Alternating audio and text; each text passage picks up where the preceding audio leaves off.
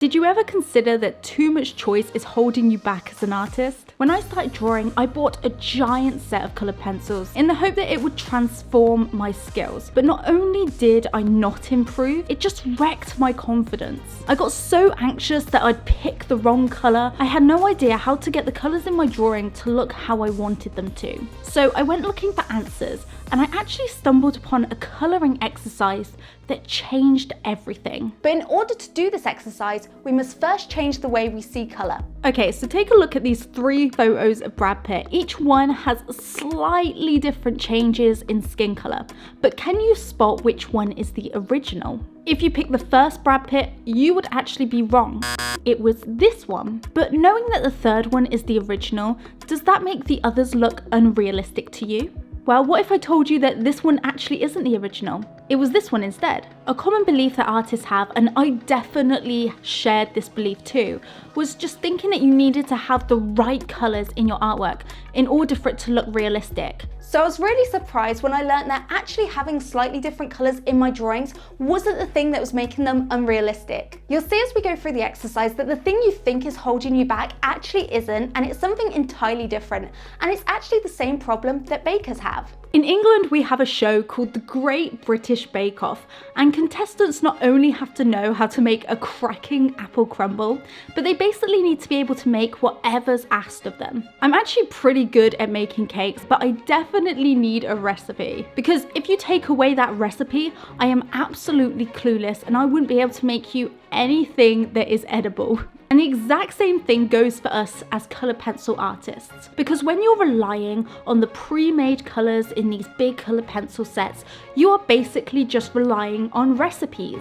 You are relying on the colours being made for you, and you're just picking the ones that closely match your reference. And there's nothing wrong with that. But the problem is, what if you don't have the colour you need and you need to make it or layer a few colours together to get the colour you want? When we rely on these pre-made colours, we don't understand how colours work together.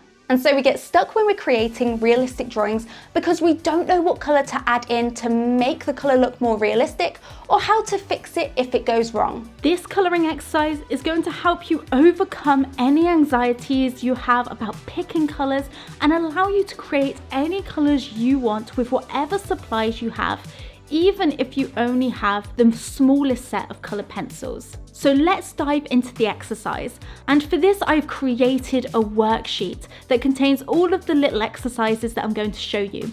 And I've actually left a link for this at the top of the description. I really recommend downloading this worksheet for yourself and filling it out, because this won't be a worksheet that you'll fill out once and then leave. It's an A4 worksheet. I recommend printing it on your drawing paper.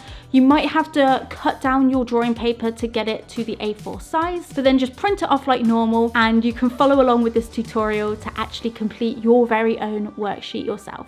The first exercise that we're gonna do may seem like a really simple one, and it is. We are just going to be using the 3 primary colours to basically mix the other 3 secondary colours. But don't be fooled, this is actually a really useful exercise, because what I want you to understand is that to make really realistic colours for your colour pencil drawings, you are going to need to do a ton of layering. Working with multiple really light layers of colour pencil is key to making colours that look really solid and unified and realistic and amazing. So this exercise will help you practice layering. To make each of the secondary colours, you are going to need to work with lots of light layers of the 2 other colours. And you're basically going to just keep repeating doing light layers of the 2 colours that you're using until you get a really solid, unified colour for that secondary colour. The key to working with layers is to be super light-handed, even if it barely looks like the colour pencil is showing up on the paper. I even like to hold my hand further back on the pencil, because I find that this really helps me reduce the amount of pressure that I'm applying to the pencil, and instead of looking like the 2 primary colours that I'm mixing, it just looks like one lovely colour. As you get to your final layers, you can apply a bit more pressure, because this will help mesh and blend all of your layers together. Now let's move on to the next exercise. And this is the big one. This is the main one. When I'm talking about the color pencil exercise that changed my life, I am talking about this color wheel. And I know what you're thinking. We've all done a million color wheels before. But the thing is, a color wheel isn't actually useful unless you understand it and know how to use it for your actual color pencil drawings. So I'm not only going to show you this color wheel, but I'll show you how to actually use it to make picking colors for your actual drawings so much easier later on. But this color wheel is actually a little bit different because you can see that it's in 3 sort of tiers. We have our primary colors, the secondary colors, and we've got another group of colors which are called tertiary colors, which is basically a mix of those primary and secondary colors. And this extra level of colors was what actually made color finally click for me. And I'll tell you why in a bit. So the middle ring that you can see on this color wheel is actually something called tints.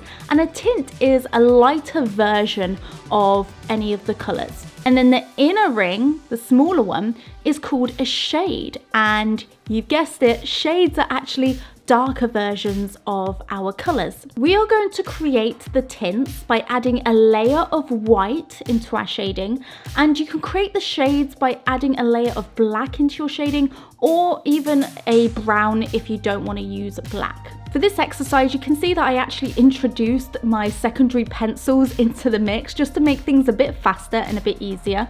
But then to create those tertiary colors, I am mixing whatever pencils I need to together using the same technique that we did in the first exercise. And when I need to create the tints and shades, again, I am using multiple layers because I've got to layer in some white or some brown or black in there. So layering really is a massive part of colored pencil drawing, and it's a technique that's really important to get in a lot of practice with. For the tints, I actually like to do the white as a sort of final layer, but for the shades, I try and sandwich in a layer of that darker color sort of in the middle of the other color that I'm using.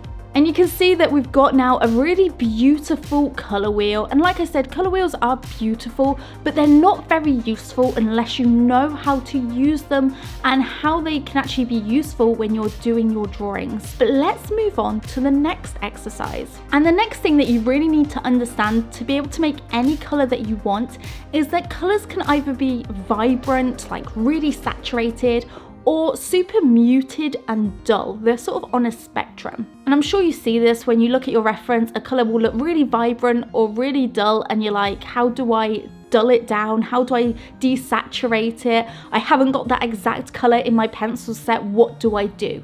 So let me show you a few different things you can do to mute and desaturate colors. The really easy thing that you can do is just layer in some gray. This is really easy. It works with any color that you are trying to mute down. Just sandwiching in a little layer of gray will really help desaturate that color, make it a little less vibrant. And this can be great if you're a beginner and you just want to get a result nice and quick and you don't want to faff about too much. If you don't have a grey in your pencil set, one way that you can create grey is to actually layer together black and white. The other way you can desaturate a colour, and this technique is a little more advanced, is to use its complementary colour. So let's look back at the colour wheel because you're going to need that for this. The complementary colour is whichever colour is opposite the colour you're sort of trying to desaturate on the colour wheel. If we wanted to tone down blue, we would layer in a bit of orange because that is the colour opposite to it on the colour wheel. And so if I wanted to tone down red, I would actually sandwich in a very light layer of green in between my layers of red. It's very easy to go overboard and add too much of the complementary colour, but what I found is you only need to add a little bit in to actually really mute down that colour. And when you are muting down a colour, it's called creating a tone. Now that we understand that, let's move on to the final piece of the puzzle. And this is the hue of the colour, okay? So whenever you have a colour, there's different versions of that colour. So for example, if you have green, you have a warmer green or a cooler green. But how do you know how to create these different types of green? Well, you may have guessed it, but we need to look back at our colour wheel. You see, if we look at green on our colour wheel, you can see that on one side of the green is green yellow, and you can see that that is more of a warmer kind of green, right? And then on the other side of green is blue green, and this is the cooler version of green. And you'll find this for each colour, it will have a warmer version of it and a cooler version of it. And if you look at your colour wheel, it will basically tell you which other colour you need to layer in a bit of in order to warm something up or to cool it down. So if we wanted to warm up green, we know that we need to layer in a bit of yellow, or if we needed to cool it down, we might add in a bit of blue. And also for purple, we can see that the warmer side of the purple is red purple and the cooler side is blue purple. So if we wanted to warm it up, add a bit of red, cool it down, add a bit of blue. And now this piece of the puzzle just gives you another understanding of how colour works. You can then look at your colours in your references, and trust me, knowing if something is light or dark, if it's vibrant or muted, if it's warm or cool, knowing these things is basically all you need to know to understand and figure out how to create any colour you want. And starting by creating this worksheet is your first step. I really recommend downloading it. It's completely free, so definitely go in the description and grab that and try it out for yourself. The next thing in this worksheet is a bit more advanced, but I just want you to be aware of it, that there is such thing as relative colours. And what this basically means is that a colour can look different depending on what other colour is next to it. So you can see here that I have actually picked green to be my colour, and I have surrounded it with a really warm colour, and then next to it I've surrounded that same green with a really cool colour. And you can see that when it is surrounded by the orange, because the orange is so warm, it actually makes the green look quite cool. But then if you look at the version with the blue, you can see that because the blue is so cool, it makes the green look warmer. So you can see that even though the green is the same colour, it actually can appear slightly different depending on which other colour is next to it. Is a warmer colour next to it or an even cooler colour? It will change how that green is interpreted, right? Now the final exercise we're going to do on this worksheet is just putting it all together to really solidify everything that we've learned. So at the top, I want you to pick a colour. It can be any basic colour. And then the next thing that I'm doing is just creating a tint of that colour by adding in white with that red. The next one down is tone. You can use grey or the complementary colour. It's up to you depending on how challenging you want it to be. But for this, I'm going to use grey. The next one down is a shade. So mix in a dark neutral brown or a black to get a darker version of that basic colour. And now underneath we have got warm and cool versions of the colour. For red, we can see that one side is orange red and then the other side is purple red. And orange is obviously a much warmer colour than purple. Purple is a bit cooler, right? So we know that the warm version of red is the orange red and the cool version of red is red purple. And you can see here that we have got many different versions of red just by mixing in little bits of different colours here and there to slightly change how the red looks. So that's the worksheet, but now let me show you how I would use this to pick colours for my drawings. If we was drawing this portrait, we'd have so many colours that we would have to try and create. Different tones within the skin, there's different shades and hues of green in the background, and we've even got these more muted colours. So let's go through how we would mix some of these colours using our worksheet that we've created. Here are swatches for 4 different colours within the skin, and you can see that they are so different.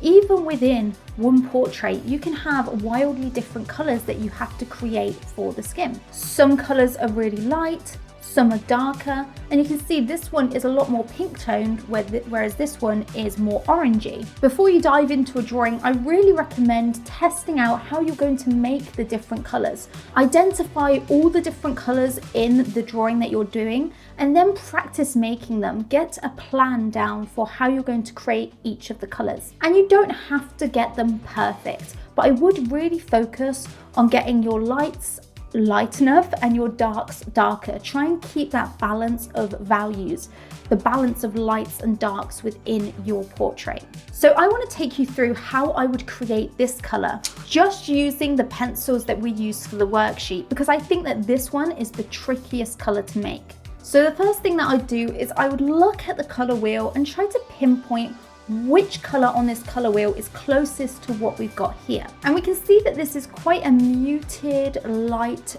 beigey tone. And I would say that out of all of these colors, it is closest to these two light colors, the sort of orange red tones, but it's a bit more muted and a bit lighter, so we've got to keep that in mind. So I'm going to start off by doing some light layers of the red and orange. And because this is a very light color, I'm not going to be too heavy-handed with my pencils because I want to make sure that it's a lighter value.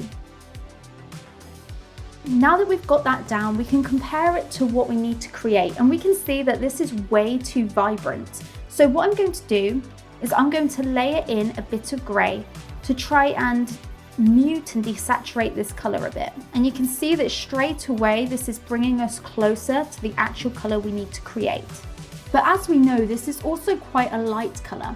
So I'm going to try and mesh all of these layers together and also lighten up this colour using the white pencil. And I'm applying a bit more pressure just to really help blend everything together and to lighten up this color a bit more.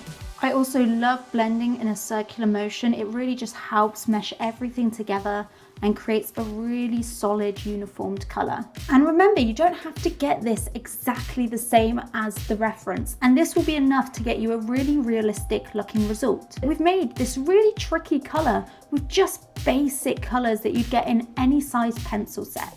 The next thing I want to go through is these background colors.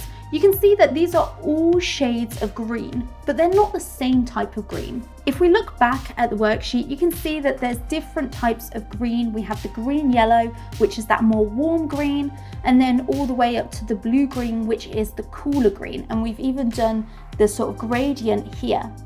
And you can see that this green here is a lot more on that warm side. It has a lot more yellow in it. So if we was trying to create this color, we might add some more yellow into our green to get it more of a warm tone. And then this one, it is more of a mid-tone. It's a bit more desaturated. You can see it's not as vibrant as this green, and it's also not as warm. And then this green, you can see, is a lot cooler in color. It's also way darker than these other greens. And because it has that cooler tone to it, we can see that it would be more towards the blue-green, and so we might need to layer in a bit of blue to get it looking like this. So let's create this dark green color. Always start with a base layer of whatever hue it is closest to. And now, because we said it's cooler toned, I am going to add quite a heavy layer of blue to it. Okay, so this is looking good. It's looking like the right sort of hue of green, but we can see that it needs to be way darker. And going back to our color wheel, we know that to darken up a color, we need to sandwich in a layer of black in between our other colors. So I'm going in with my black pencil and I'm just adding in another layer, but I'm going in a slightly different direction, just because when you're working with lots of colors, it helps it mesh together better if you do each sort of layer going in a slightly different direction. It helps prevent any of that sort of streakiness which you can get, which can be really annoying. Okay, we're getting a lot closer now, but the thing is, you don't want to finish off a color with black as your top layer. It's going to look a bit unnatural. So what we actually want to do is go over the top again with our green, just as like a top coat. And remember, because we want it to be that blue-green, I'm even going to go in with another layer of the blue on top as well. And if you decide you need to go a bit darker, you can add in a bit more black. That's why it's really good to do these tests, because you can really hone in on how you're going to make each of the colours, which means you're much less likely to ruin your actual drawing once you dive into it. Finally, if we look at these colours, you can see that they're all completely different colours, right? But they have got something in common. Each one of these is fairly muted. So if we were making any of these colours, we might need to add in some grey or the complementary colour.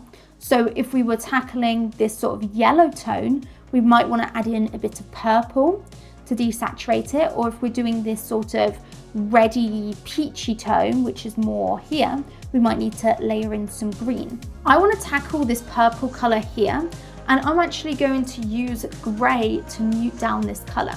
So we've got this base layer of purple, but we need to decide if we need to layer in any other colours to make it warmer or cooler toned. So if we look at purple, on one side of purple is purple blue, which is the cooler version of purple, and on the warmer side is the red purple. Now, if I'm looking at these colours, I definitely feel that this purpley grey tone is more towards the reddy purple than the blue purple. So if it's that warmer purple, I'm just gonna layer in a bit of red just to warm it up just ever so slightly. And now to really mute this down, I'm going to finish off with a layer of grey over the top. And once again, I'm going in a different direction to really mesh these lines together, and I'm applying a lot more pressure.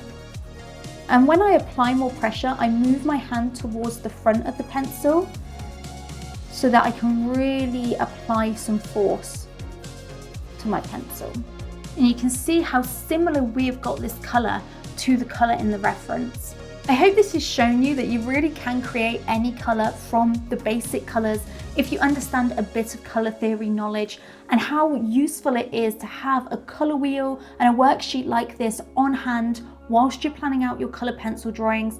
It's just going to save so much frustration when you're actually colouring your drawing, because you will know what colours you need to make and how to create them. So make sure to head to the top of the description to download this worksheet and fill it out for yourself. It's been a game changer for me having this on hand to do all my colour pencil drawings. I really hope this video has shown you the power of doing this colour pencil exercise, and if you want a more in-depth guide on colour pencils, everything you need to know from supplies to colour picking and different techniques, then I recommend checking out this video here. This is a really in-depth 30-minute video that is a complete guide to colour pencils, perfect if you are a beginner. Thanks for watching, and I'll see you soon. Bye.